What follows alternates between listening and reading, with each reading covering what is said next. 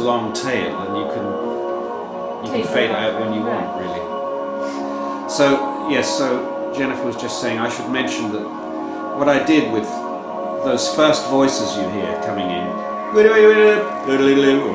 it's all actually the same person's voice, the lady reading the financial news, and I just re-pitched it so that the voices form a chord together. And what I was thinking of at the time of doing that was, you know, on those financial TV shows, they have lines of text running past each other out of sync with all, you know, NASDAQ and exactly, yes.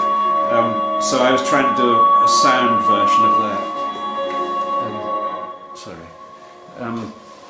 Yes, so I had this idea that one way you could start this, whatever this thing will be, is if you imagine the first thing you see is just lines of financial data running across, all out of sync the way they do. And then as these voices come in, so it starts with one line of financial data, then pans back a little bit and there's 2 lines running out of sync, then 3 lines, then 4 lines. And as this choir comes in, you pan back to and realise you're at the bottom of this totem pole, and all the way through you're just panning back and it gets taller and taller and taller. I thought it would be a nice way of, you know, if it just kept going up and up and up and up, and then maybe your camera moves up. But I realise you're not making a film. Oh, we don't know. Yeah. I'm more used to making music for films than for totem poles, so... So I suppose that probably 3/4 of my working life has been in collaboration.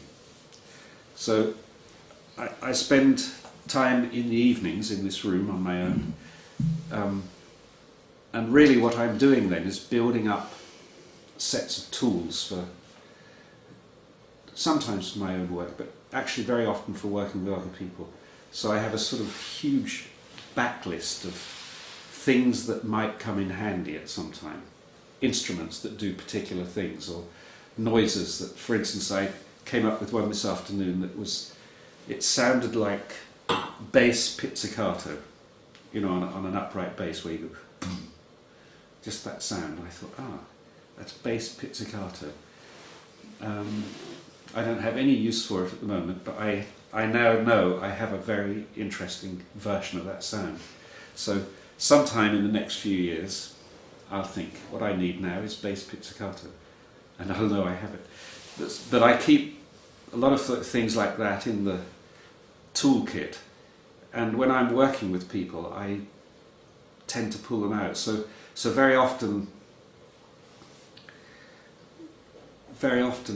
a situation can be set on fire, set alight really by an ingredient being thrown into the mix, something that nobody's ever heard before.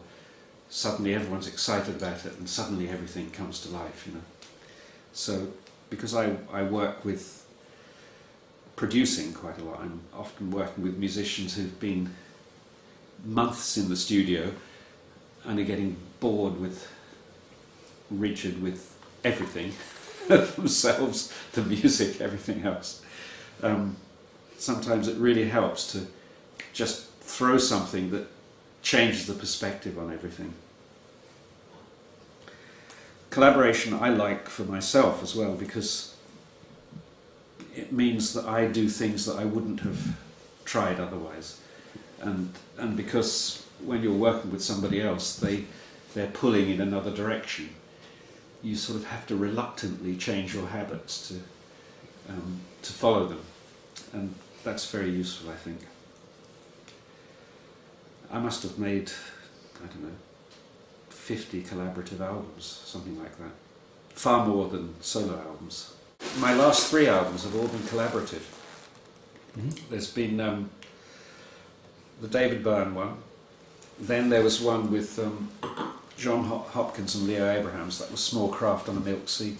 Mm-hmm. And then the last one was the poetry project with the poet Rick Holland. So yeah, I haven't done an album of my own, specifically of my own, for 5 years or so. Next one will be me. For me, producing and collaborating have sort of become the same thing. In fact, I usually say to people now, if they ask me to produce, I say I don't really produce, actually. I interfere. Because the idea of a producer is somebody who helps you get your ideas onto record, somehow or other, but I really want to get my ideas onto record as well. So when what I explain to people is that my only interest is in making the best music I can imagine, and I want to do that with them, and I hope they want to do that with me. So I'm really thinking of I most like being now involved in the earliest stages of making the record, when people are thinking about what kind of record is it going to be, where are we going with it, what kind of music is it going to be, which ideas from the past are we going to carry with us, which ones are we going to drop. I like that strategic phase of recording, and I'm not that interested in the details, the nuts and bolts. That can take forever in the studio. I like doing that myself, but I don't like really doing it in a room with a lot of other people. It's tedious. Well, I think one of the things I said 13 years ago was that no theory of culture was worth its salt if it didn't cover the whole of culture. If it just dealt with jazz or music or things that people currently call art, then it didn't really make any sense to me. It had to cover everything that people do that they didn't have to do.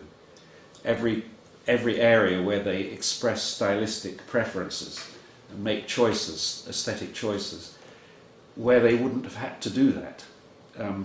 So, as I said at the time, I think it has to cover cake decoration as well as Cézanne. It has to be able to talk about, all the things people do in the name of style, how they wear their hair, what classical composers they like, what clothes they put on their dogs. All of those things that people do, which are essentially aesthetic and stylistic decisions, should be part of a theory of culture. So, since I last talked to you,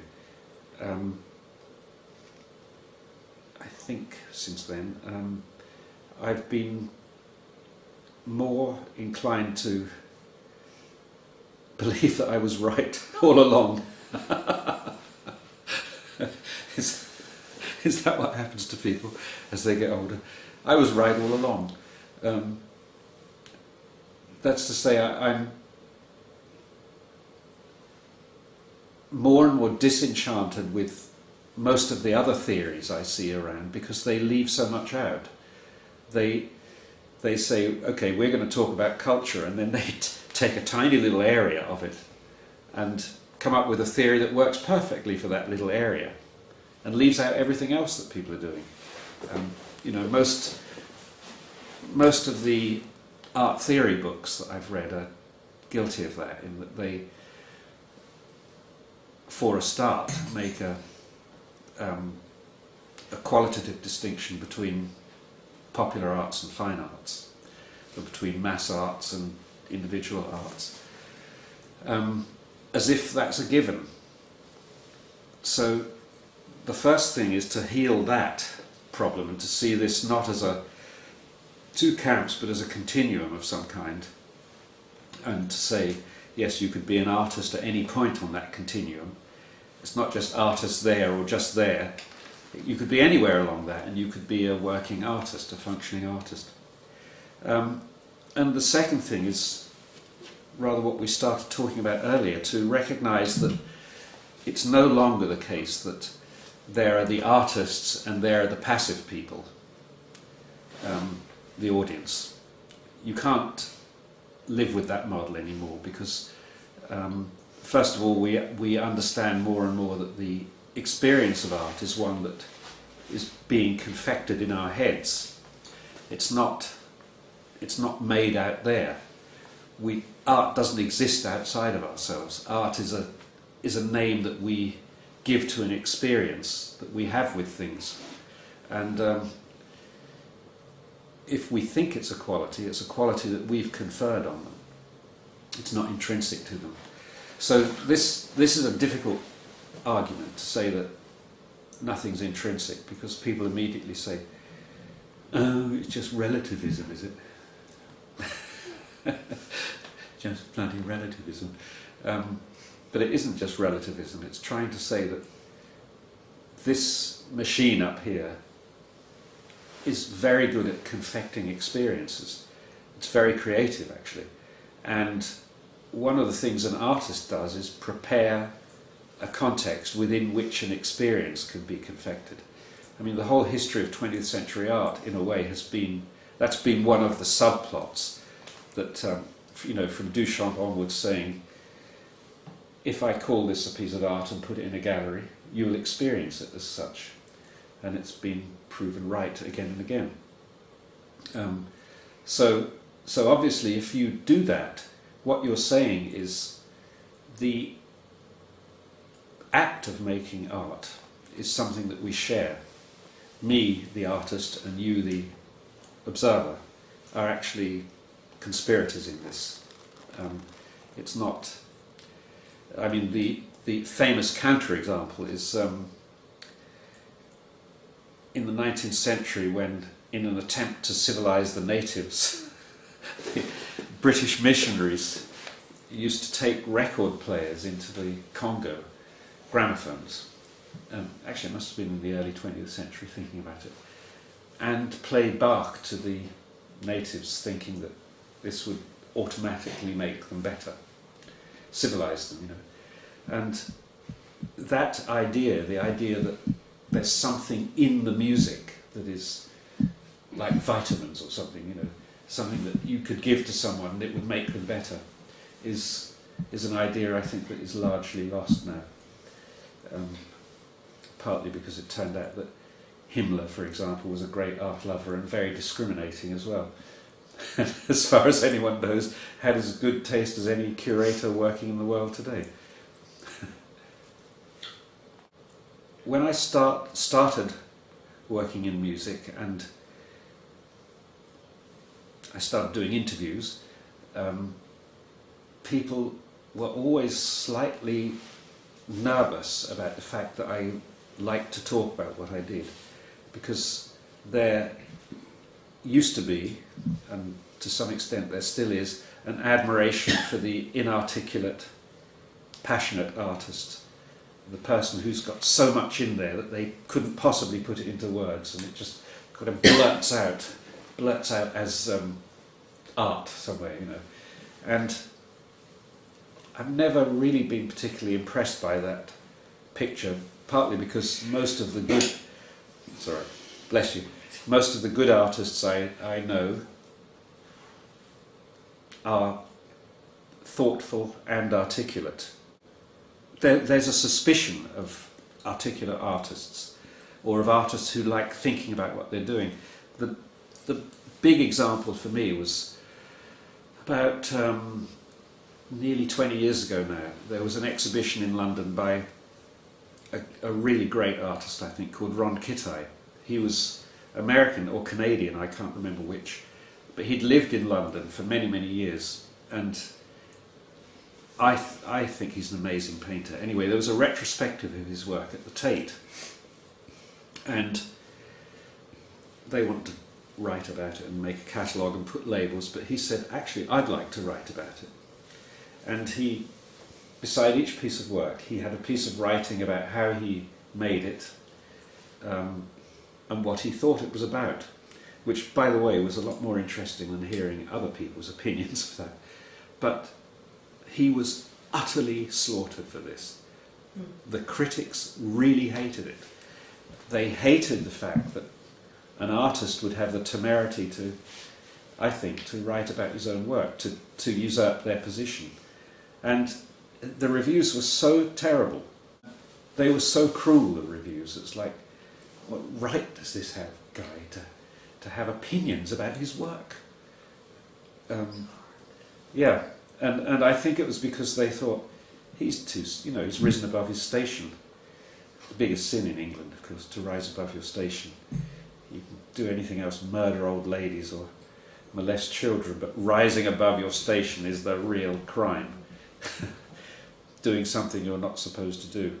And there's a little bit of that in being a talkative pop star, was a little bit of rising above the station, This guy's supposed to be smacked out and incoherent, and yet he forms complete sentences. That can't be right. There's got to be something wrong with his music in that case. I was interested in science for a long time.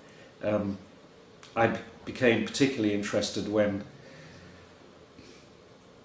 the music that I was interested in there wasn't a good account of it among art writers. Nobody was writing well about it from the music or the art side.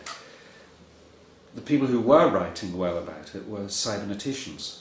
They didn't know they were writing about music, but in reading Stafford Beer and Warren McCulloch and a few other people, I started to think, oh, this is the language in which you can talk about these things. And so I started to try to learn the language, basically, to learn more of it. And Stafford Beer was very important for me. He was writing at a time when the words bottom up and top down didn't exist, when people really hadn't, the word emergence didn't exist, there wasn't any idea very current in the culture about how to talk about this process where things assembled themselves, things came into being from simplicity to complexity, and it was counterintuitive as well. It is counterintuitive to think that something very complex arises from something very simple. Nothing in your day-to-day experience quite prepares you for that, I think. So it doesn't surprise me that people find evolution theory hard to understand. It's not intuitive. I think it becomes more intuitive as you think about it, but it certainly isn't at first blush. Just as, by the way, it isn't at all intuitive that the Earth circles the Sun. It looks to me and everybody else as if the Sun circles the Earth, and we still say the sun set when it didn't. So I think it's easy to point fingers at people for not understanding that kind of thing, but why should they, Anyway, what Stafford was talking about was really what finally, it was cybernetics at the time it was called, but it finally sort of morphed through various stages, through catastrophe theory and chaos theory and complexity, emergence, whatever we call it nowadays. I don't know what we're calling it now. But it became the realization that that complexity in itself is a property of things, is an active property of things, and that complexity could arise from simplicity and intelligent complexity. In fact, further than that, complexity becomes intelligence. That's another aspect of it. So I kind of I followed that story as it's gone through, and I keep appropriating bits of it in order to explain to myself what I'm interested in. So I think the problem you have if you're an artist, it's not a problem, the intrigue you have if you're an artist is finding yourself doing things and fascinated by them, and then thinking afterwards, I wonder why I got there. I wonder what was going on to make me make that connection to this thing. Why did I want to make that? So you don't have to ask that question to be a successful and good artist. You don't have to at all. I'm sure there are a lot of artists who who aren't interested in knowing that. I am, because by sort of following the story like that, thinking, okay, how did I get there? I like that, but I don't know how I made it. I don't know exactly what was going on to make that. I was following a hunch, and then I think, so what is a hunch? What was I actually doing? What was I responding to? And of course there are really only 4 things you can do. You can repeat something, you can reevaluate something that used to be there and you've now put a different value on it. You can leave something out, and you can put something new in. And putting something new, which is always considered to be the sort of defining act of being an artist, is only one of 4, I think. All those other 4 decisions are just as important. And of course folk musics and pop musics apparently don't do very much of the latter one, of the innovation one. They're doing a lot of the other ones. They're re-evaluating things that are around. They're choosing to leave something out, which can be a very important decision. They're looking again at what already exists. That's the definition of traditional and folk musics. But because of our sort of Enlightenment history of wanting to reward novelty, we tend to favour or dignify or elevate the forms of art that specialise in novelty. And we tend to, I think we tend to over-reward them, actually. Or rather, we overvalue them at the expense of those other conversational forms of art that are going on all the time around people and between people, like hairstyles. You know, there's a popular art form that nobody ever talks about, except me, and a few hairdressers. I always have this objection to Hollywood composers, because they underline the emotion that's already there. And I always think, that's so obvious. Why do you do that? You know, it's a sad scene, so we have that little high plinky piano and the violin. You're absolutely right. You think, all right, I know, it's fucking sad. No. Give me a break. So the film composers I like, nearly always set something at a funny angle to the feeling that's there. Like Nino Rota, who did the Fellini film soundtracks. They're not contradictory or contrasting, they're just at an angle. And it really makes you feel quite differently about the scene. Right. So I like, I think I always enjoy mixed emotions in anything, actually. If I hear a piece of music that is just mono-emotional, I'm not into it. And I always know something is going on when I can't put a name to the emotion that I'm feeling. When I think, ooh, I like that, and I don't really know what it is. It's bitter, but it's sweet, or it's melancholy, but it's joyful. Those kinds of funny emotions I like. Mauves, you know, the sort of mauves and browns of the emotional world. I was teaching once in Wales, in an art school in Wales, and I was actually an external examiner, which it's one of the people who walks around the college and says to the staff, this student probably isn't going to get a pass, and this kid looks fine, and so on. You're supposed to sort of ratify the grades that are given. I think all universities do it. And we were walking around the second year students, and there was a young woman there who had done some very nice drawings. And one of my co-examiners said,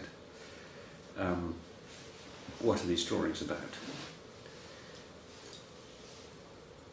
And so the girl started giving a typical art student spiel, which had obviously been carefully rehearsed and had no intellectual content whatsoever. but she sort of felt that she ought to shuffle together a few of the right kinds of names and so on. And I thought, this is so awful that people think that they have to be able to talk about what they're doing in that way. Sure, talk about it in any way you want, you know, say, I just really loved this colour green. That's fine. You know, you don't have to say anything else. You don't have to say, well, I had been reading Lacan and Lyotard, and really I was concerned with the dissociation of the object and decommodification of all this crap that was coming out. So we then went on to another student, and she'd written a text, and one of my co-examiners said, could you read some of that? And she read out this quote from Alberto Giacometti. And Giacometti had said something like, when the artist is blah blah blah, he is and he is this and he is that. Giacometti was a male artist, and it was written in 1946 or something like that. The examiner, who was female and feminist as well, said, carry on. And so the girl then carries on with her own words in the text, saying, so as Giacometti says, the artist is and he, and the woman says, he. And the girl burst into tears. She realised she'd made a major ideological error. It was like being at a bloody Communist Party meeting in Russia in 1937. She said the wrong thing. I thought, Jesus Christ, do we really have to get to this level of ideological acceptability, you know, towing the lineness? Anyway, so this is part of the consequence of art students. Well, actually what it's a consequence of is the education system in England wanting to justify art education by turning art into an academic subject. So wanting to say, look, it is a real subject. Look, they answer real questions about, and use long words. It's not just people pissing around with paints and clay and so on. It's a real subject. And this is because we have a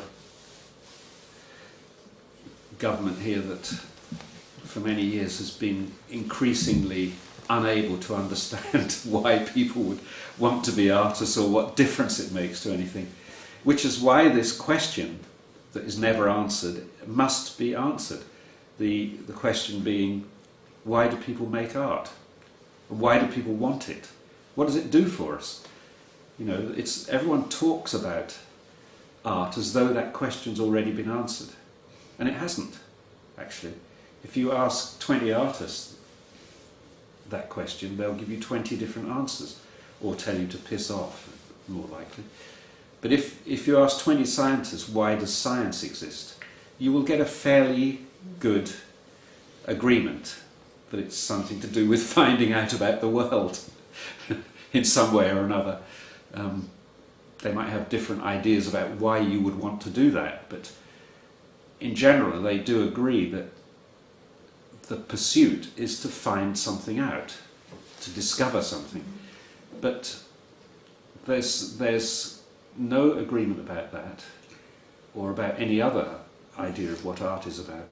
It's not a duty, but it would be a fine thing if artists decided to take their job seriously. That's what I think is the problem, that artists don't take themselves seriously. They've swallowed the poison chalice, you know. They've been told this is a luxury, it's not important. But isn't that art school as well? I mean, my impression is more that art school has to be that way because that means talentless people can go to art school if it's all about the rhetoric. Yes, that's true. So you can market degrees now. Mm-hmm. You can sell the education rather than the talent. Yeah, that's probably true. But the unfortunate effect is that therefore a lot of talented people can't go to art school because they're not academic.